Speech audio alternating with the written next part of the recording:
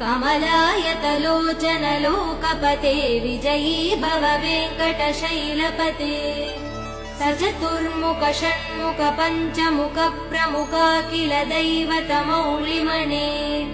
शरणागत वत्सल सारनिधे परिपालय मां वृषशैलपते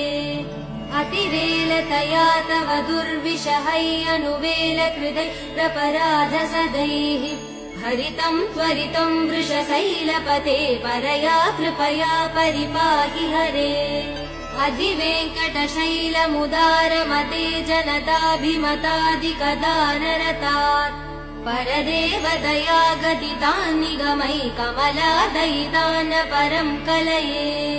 कलवेणुरवा वसगोपवधू शतकोटिवृतात् स्मरकोटिसमात् प्रतिवल्लविकाभिमदात् सुखदात् वसुदेव सुधान्न